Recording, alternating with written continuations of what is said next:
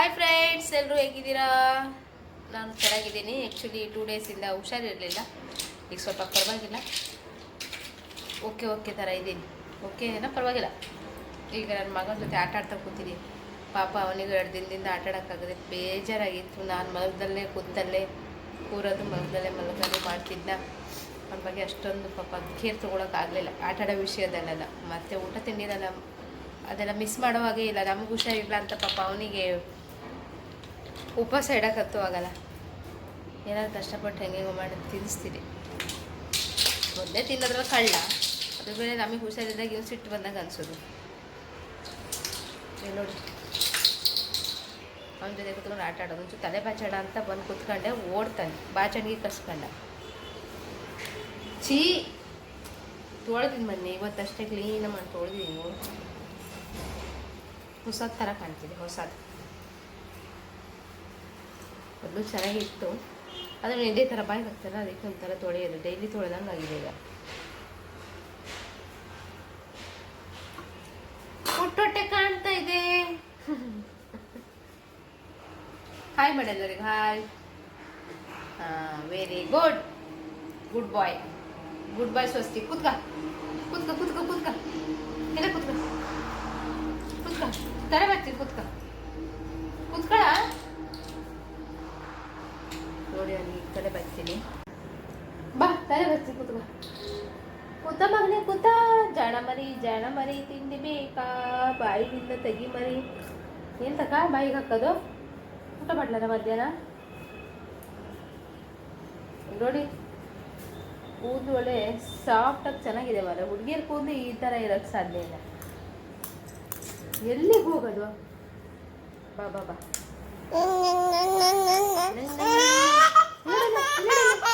ಕಾಣ್ತಾ ಇದೆಯಾ?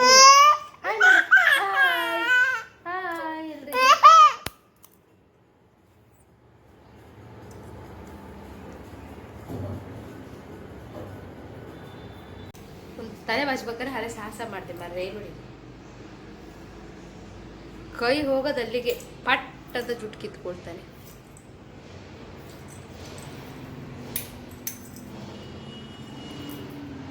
ಬಂದ ಹಾಯ್ ಮಾಡಕ್ ಮಾತ್ರ ಚೆನ್ನಾಗಿ ಬರ್ತಾನೆ. ನಾನು ಮುತ್ಕೊಡು ಬಂದೆ.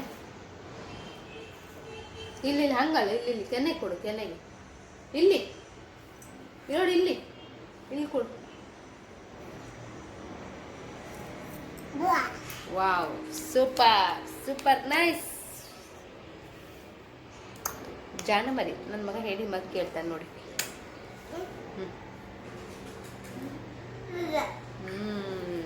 ಕೊಡು ಅಂದರೆ ಕೊಡ್ತಾನೆ ಇರ್ತಾನೆ. ಬೇರೆ ಟೈಮಲ್ಲಿ ಕೊಡು ಅಂದರೆ ಕೊಡೋದೇ ಇಲ್ಲ. ಖುಷಿ ಆಗ್ಬೇಕು. ಹಿಂಗೆ ಚಪ್ಪಾಳೆ ತಟ್ಟಿದ್ರೆ ನನಗೆ ತುಂಬ ಖುಷಿ ಆಗುತ್ತಲ್ಲ ಮಗನೇ. ಓ, ಆಕಳಕ್ಕೆ ಮಲಗಿದ್ದೇನು, ಆಕಳಕ್ಕೆ ಬರ್ತಿದೆ ನಮ್ಮ ಬಾಸ್ಗೆ. ಇದೆಂತಾಗಿದ್ದು ಮಗನೇ? ಕಾಲೆಲ್ಲ ಗುಳ್ಳೆ ಇದೆಂತಾಗಿದ್ದು? ಎಂತ ನೋಡ್ತಿದ್ದೀಯಾ? ಅಂತ ನೋಡ್ತಿದ್ದೀಯಾ? ಮತ್ತೆ ಫ್ರೆಂಡ್ಸ್, ಎಲ್ಲರೂ ಹೇಗಿದ್ದೀರಾ? ಏನು ನಡೀತಾ ಇದೆ ಸಮಾಚಾರಗಳು? ಚಳಿಗಾಲ ಶುರುವಾಗಿದೆ. ಇಲ್ಲೂ ಇದೆ. ಬೆಳಗ್ಗೆ ಮುಂಚೆ ಸ್ವಲ್ಪ ಚಳಿ ಇದೆ. ಊರಲ್ಲಿ ಇದ್ದಷ್ಟು ಏನು ಚಳಿ ಇಲ್ಲ, ಅಲ್ಲೆಲ್ಲ ಇದ್ದಷ್ಟು. ಊರಲ್ಲೆಲ್ಲ ತುಂಬ ಚಳಿ ಅನಿಸುತ್ತೆ. ಅಡಿಕೆ ಸುಲಿತ ಬೇರೆ ಶುರುವಾಗಿದೆ. ನಮ್ಮನೇಲೂ ಕೊನೆ ತೆಗ್ದಿದ್ದಾರೆ. ನಿನ್ನೆಯಿಂದ ಅಡಿಕೆ ಸುಲಿತಾ ಇದ್ದಾರೆ. ಸೊ ಅಡಿಕೆ ಸುಲಿತ ಅಂದರೆ ಒಂಥರ ಕೆಲಸ. ಒಬ್ಬರೇ ಮನೇಲಿ ಇದ್ದರೆ ಅಂತೂ ಹೆವಿ ಕೆಲಸ. ನಮ್ಮಮ್ಮಗಂತೂ ಸುಮಾರು ಕೆಲಸ ಆಗುತ್ತೆ. ಅವ್ರು ಬಂದರೆ ತಿಂಡಿ ಅದು ಇದು ಕಾಫಿ ಎಲ್ಲ ಮಾಡ್ಕೊಡ್ಬೇಕು. ಅಡಿಕೆ ಬುಟ್ಟಿ ಗಿಟ್ಟಿ ಎಲ್ಲ ಅರೇಂಜ್ಮೆಂಟ್ಸ್ ಮಾಡಬೇಕು. ಬೆಳಗ್ಗೆ ಬೇಗ ಇರಬೇಕು. ಸುಮಾರು ಕೆಲಸ ಇರುತ್ತೆ. ಪಾಪ ಒಬ್ಬರೇ ಆಗಿದ್ದಾರೆ. ಹೋದ ವರ್ಷ ನಾನು ಅಲ್ಲಿದ್ದೆ. ನನ್ನ ಮಗ ಹುಟ್ಟಿದೆ ಅಷ್ಟೊತ್ತಿಗೆ. 4 ತಿಂಗಳಾಗಿತ್ತು. ಸ್ವಲ್ಪ 4 ತಿಂಗಳಾದಮೇಲೆ ಸೆಕೆಂಡ್ ಕೂಡಲೇ ಮೂಲೆಗಳು ಸ್ವಲ್ಪ ಹೆಲ್ಪ್ ಮಾಡಿದೆ. ಅಂದರೆ ಕಾಫಿ ತಿಂಡಿ ಕೊಡೋಕೆ ಒಂದು ಹೆಲ್ಪ್ ಮಾಡಿದೆ. ಅಡಿಕೆ ಸುಳಿಯೋದಂತೂ ಇಷ್ಟೆಲ್ಲ ಇತ್ತ. ಅಟ್ಲೀಸ್ಟ್ ಅದು ಚಿಕ್ಕ ಪುಟ್ಟ ಹೆಲ್ಪ್ ಆದರೂ ಮಾಡಿದ್ರವರಿಗೆ ಒಂದು ಸ್ವಲ್ಪ ಅನುಕೂಲ ಆಗುತ್ತಾ?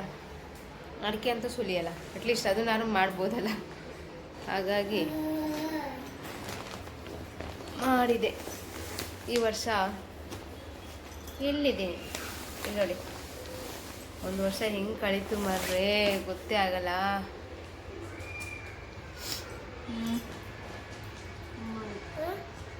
ಬರೋದು. ಸುಲ್ತಾದ್ರೆ ಚೆನ್ನಾಗಿರುತ್ತೆ. ಒಂದು 12 ಗಂಟೆ 1 ಗಂಟೆ ತನಕ ಆಗುತ್ತೆ. ಕೆಲವು ಕಡೆ ಎಲ್ಲ 10 ಗಂಟೆಗೆಲ್ಲ ಹೇಳ್ತಾರೆ, ನಮ್ಮ ಕಡೆ 12 ಗಂಟೆ ಆಗುತ್ತೆ. ಅವರಿಗೆಲ್ಲ ತಿಂಡಿ ಕಾಫಿ ಎಲ್ಲ ಇರ್ತಾ ಅವ್ರು ಮಾತಾಡೋದು ಚೆನ್ನಾಗಿರುತ್ತೆ. ಅವ್ರ ಮಾತುಗಳು ಸ್ಟೈಲೇ ಬೇರೆ ಥರ ಇರುತ್ತೆ. ಗಾಸಿಪ್ ಮಾಡೋದು ಅದರಲ್ಲಿ ಹೇಳಿ ಕೇಳಿ ನಮ್ಮ ಮಲೆನಾಡು ಭಾಷೆ ಕೇಳೋಕ್ಕೆ ಸೂಪರಾಗಿರುತ್ತೆ, ಚೆನ್ನಾಗಿರುತ್ತೆ. ಒಳ್ಳೆ ಎಂಜಾಯ್ ಮಾಡ್ಬೋದು. ಅಂದರೆ ಜನ ಬರ್ತಾರ, ಮಾತಾಡೋಕೆ ಒಂದಿಷ್ಟು ಜನ ಸಿಗ್ತಾರ, ಮೋಜು ಮಸ್ತಿ ಎಲ್ಲ ನಡೀತಾ ಇರುತ್ತೆ. ಅವರಿಗೂ ಮಾತಾಡ್ತಾ ಇದ್ದರೆ ಖುಷಿ ಆಗ್ತಿದ್ರೆ ನಿದ್ದೆ ಬರಲ್ಲ, ಖುಷಿಯಾಗಿ ಎಂಜಾಯ್ ಮಾಡ್ಕೊಂಡು ಅಡಿಕೆ ಸುಳಿತಾರ. ಹಾಗಾಗಿ ನಮಗೂ ಖುಷಿ ಆಗುತ್ತೆ. ಆ ಥರ ಮಾತಾಡೋಕೆ ಕೂತ್ಕೊಂಡ್ಬಿಡ್ತೀನಿ ನಾನಂತೂ ಹೋಗಿ. ಮತ್ತು ಫ್ರೆಂಡ್ಸ್ ಸಮಾಚಾರ, ನಾನು ಯಾವುದೋ ಒಂದು ವಿಚಾರದ ಬಗ್ಗೆ ಮಾತಾಡ್ಬೇಕಂದ್ರೆ ಯಾವುದಂದರೆ ಒಂದು ಸಾಂಗ್ ರಿಲೀಸ್ ಆಗಿದ್ದಿಲ್ಲ ಈಗ, ಟ್ರೆಂಡಿಂಗ್ ಸಾಂಗ್. ಸೋತೆ ಹೋದೆ ಹಾಂ ಸೋತೆ ಹೋದೆ. ನಾನಂತೂ ಸೋತೆ ಹೋಗ್ಬಿಟ್ಟೆ ಆ ಸಾಂಗಿಗಂತೂ. ಎಷ್ಟು ಇಷ್ಟ ಆಯ್ತು ಗೊತ್ತಾ, ಸೂಪರ್ ಸಾಂಗು ರೀ. ಎಲ್ಲಿಂದೆಲ್ಲ ಹುಡುಕ್ತಾರೋ, ಎಲ್ಲಿಂದ ಬರೀತಾರೋ ನಂಗೆ ಅದೇ ಅರ್ಥ ಆಗಲ್ಲ. ಎಷ್ಟು ಸಾಂಗ್ಗಳು ಬರೀತಾರೆ, ಎಲ್ಲ ಬರ್ತಾನೆ ಇರ್ತವೆ. ಅವರಿಗೆಲ್ಲ ಎಲ್ಲಿಂದ ಸಿಗುತ್ತಾ ಪದಗಳು, ಅದು ಹೆಂಗೆ ಬರೀತಾರೆ, ಅದು ಹೆಂಗೆ ಹಾಡಂಗೆ ಹೇಳ್ತಾರೆ, ನನಗೆ ಹೆಂಗೆ ಮ್ಯೂಸಿಷಿಯನ್ ಅಷ್ಟೆಲ್ಲ ಕಂಪೋಸ್ ಮಾಡ್ತಾರೆ ನಂಗೆ ಅರ್ಥನೇ ಆಗಲ್ಲ. ತಲೆ ಕೆಟ್ಟು ಹೋಗ್ತದೆ. ಸಖತ್ ಇಷ್ಟ ಆಯ್ತು. ಇನ್ಸ್ಟಾಗ್ರಾಮಲ್ಲಿ ಎಲ್ಲಿ ಸ್ಕ್ರೋಲ್ ಮಾಡಿದ್ರು ಮೊನ್ನೆ ಎಲ್ಲ ಅದೇ ಬರ್ತಾಯಿತ್ತು. ಮೊನ್ನೆಯಿಂದ ಇದ್ರ ಬಗ್ಗೆ ಮಾತಾಡ್ಬೇಕಂತಿದ್ದೆ, ಹುಷಾರಿಲ್ಲದೆ ಇದು ಮಾತಾಡೋಕ್ಕಾಗ್ತಿರ್ಲಿಲ್ಲ. ಆದರೆ ಎಷ್ಟು ಸರಿ ನೋಡಿದೆ ಅನ್ನೋದಿಲ್ಲ ಮಾತ್ರ.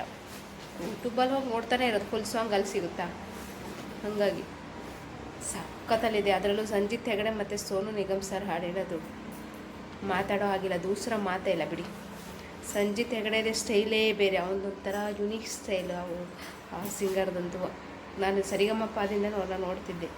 ಅವ್ನು ನೋಡಿ ಎಲ್ಲರೂ ನಿಂತ್ಕೊಂಡು ಸಾಂಗ್ ಹೇಳಿದ್ರೆ ಅವ್ನು ಕುತ್ಕೊಂಡು ಸಾಂಗ್ ಹೇಳೋದು, ಅವ್ನ ಸ್ಟೈಲೇ ಬೇರೆ. ಅದಕ್ಕೆ ಅವ್ನು ತುಂಬ ಇಷ್ಟ ಆಗ್ತಾನೆ. ಸಖತ್ ಇಷ್ಟ ನನಗೆ ಅವ್ನು ಹಾಡೇಳೋ ಶೈಲಿ ಎಲ್ಲ. ಎಷ್ಟು ಚಿಕ್ಕ ವಯಸ್ಸು, ಭಾರಿ ಏನು ಏಜ್ ಅಲ್ಲ ಒಂದು, ಆದ್ರೂ ನೋಡಿ ಎಷ್ಟು ಸಖತ್ತಲ್ಲಿ ಹೇಳ್ತಾರೆ. ಆ ಹಾಡಿನ ರೀತಿ ಅವ್ರದ್ದೆಲ್ಲ ಸ್ಟೈಲು, ವಾವ್. ಹಾಡಂತೂ ಕೇಳಿ ಕೇಳಿ ಒಂಥರ ಎಷ್ಟು ಖುಷಿಯಾಗುತ್ತಂದರೆ ಅವ್ರ ಜೊತೆ ಸೇರ್ಕೊಂಡು ನಾವು ಹಾಡೋಕ್ಕೆ ಶುರು ಮಾಡ್ತಿರ್ತೀವ.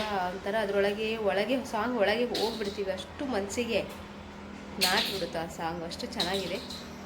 ನಾನಂತೂ ನೋಡ್ತೀನಿ, ಆದರೆ ಏನು ವಿಶೇಷ ಇಲ್ಲ. ಕನ್ನಡ ಸಾಂಗ್ ನೋಡೋದು ನಮಗೆ ಅದೇ ಒಂದು ಕೆಲಸ.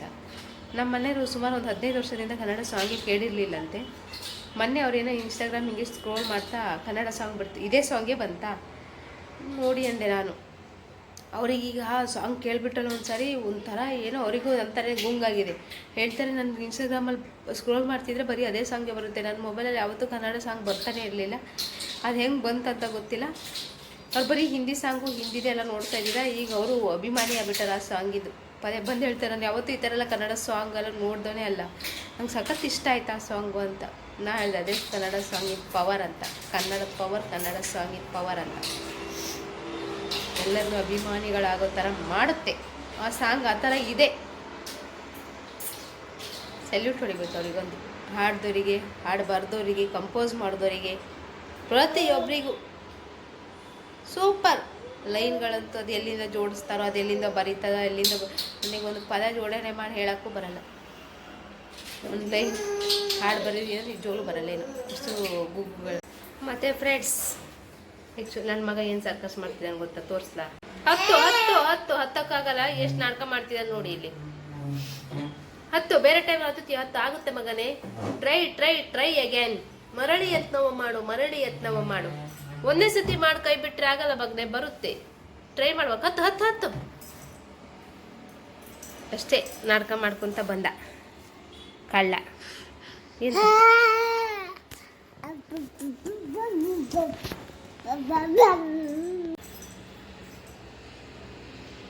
ನೋಡಿ, ಆಟ ಸಾಮಾನೆಲ್ಲ ಕಿತ್ತಾಕಿ ನಾನು ಒಂದು ಸ್ವಲ್ಪ ಜೋಡಿಸಿ ಏನೇನೋ ಆಟ ಮಾಡಕ್ಕೆ ಕೊಟ್ಟರೆ ಎಲ್ಲ ಕಿತ್ತಾಕೋದಿದೆ ಕೆಲಸ. ನೋಡಿ ಇಲ್ಲಿ ಅದ್ರ ಮೇಲೆ ಹತ್ತಿ ಅಲ್ಲಿ ಮೇಲ್ಗಡೆ ಇರೋ ಟೇಬಲ್ ಮೇಲೆ ಇದೆಲ್ಲ ಎಳಿಯೋಣ ಅಂತ ಪ್ಲಾನ್ ಹಾಕ್ಕೊಂಡಾನೆ. ಹತ್ತಕ್ಕೂ ಹತ್ತಿಲ್ಲಲ್ಲ ಹೇಳೋದು. ಪ್ರಯತ್ನ ಪಡು, ಹತ್ರೆ ನಂಗೆ ಗೊತ್ತಿಲ್ಲ. ಮರಳಿ ಯತ್ನವ ಮಾಡು. Try again. ನಮಗೆ ಇದಿತ್ತು ಮಗನೇ ಇಂಗ್ಲೀಷಲ್ಲಿ ಪದ್ಯ ಆಯ್ತಿದ್ದು. ಇನ್ನೊಂದು ಸರಿ ಮಾಡು, ಏನಾಗಲ್ಲ, ಅಷ್ಟಕ್ಕೆ ಆಗಲ್ಲ ಅಂತ ಬಂದ್ಬಿಟ್ರೆ ಹೆಂಗೆ? ಆಗಲಿಲ್ಲ ಇವಾಗ ಬಿಟ್ಬಿಟ್ಟು. ಹತ್ತುರ್ಸಿದ್ರೆ ಈಗೆಲ್ಲ ಕಿತ್ತು ಕೆಳಗೆ ಹಾಕಿ ಹೊಡೆದಾಕಿ ಬರೋಣ ಅಂತ ಪ್ಲಾನ್ ಹಾಕಿದ್ಯೇನಲ್ಲ. ಹತ್ತು ಆಗಲ್ಲ, ಆಗುತ್ತೆ ಆಗುತ್ತೆ. ಹ್ಞೂ ಟ್ರೈ ಮಾಡುವ. Cook cook. ಓಹೋ ಕಳ್ಳ. ತಮ್ಮ ಮನೆ ಗೊಂಬೆ ಮರಿ ನೋಡಿ, ಗೊಂಬೆ ಮರಿ ಏನು ಮಾಡುತ್ತಿದೆ? ಚೇರ್ ತಳ್ಳುತ್ತಿದೆ. ಎಲ್ಲಿ ತಗೊಂಡು ಹೋಗ್ತಿದ್ದಿ ಮತ್ತೆ? ಹಾಂ ಆಯ್ತಲ್ಲ. ಹಾಂ ಹಾಂ ಹೊಡಿಯೋದೆ ಅಂತ ಅದಕ್ಕೆ. ಅಯ್ಯಯ್ಯೋ, ಅದ್ರ ಮೇಲೆ ಸಿಟ್ಟು ಹತ್ತಕ್ಕಾಗಿಲ್ಲ ಅಂತಾರ ಏನು? ಹಾಂ ಓ ನಂಗೆ ಹೊಡೆಯಕ್ಕೆ ಬರ್ತಾರಲ್ಲ. ಕಳ್ಳ ಕಳ್ಳ ಕಳ್ಳ ಕಳ್ಳ ಹೊಡೆಯಕ್ಕೆ ಬರ್ತಾನೆ ಕಳ್ಳ. ಹಿಡ್ಕ ಹಿಡ್ಕ ಹಿಡ್ಕ ಹಿಡ್ಕ ಹಿಡಿ ಹಿಡಿ ಹಿಡಿ ಹಿಡಿ ಹಿಡಿ ಹಿಡಿ ಹಿಡಿ ಹಿಡಿ ಹಿಡಿ. ಬಂದ ಬಂದ ಬಂದ.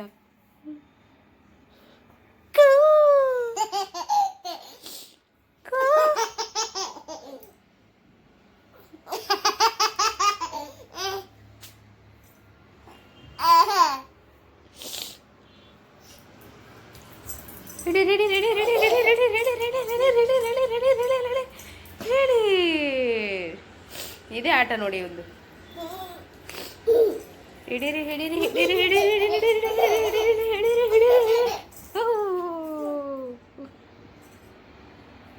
ನೋಡಿ ನೋಡಿ ನೋಡಿ ನಮ್ಮನೆ ಕಳ್ಳ. ಓ ಹಾ ಏನು ಏನು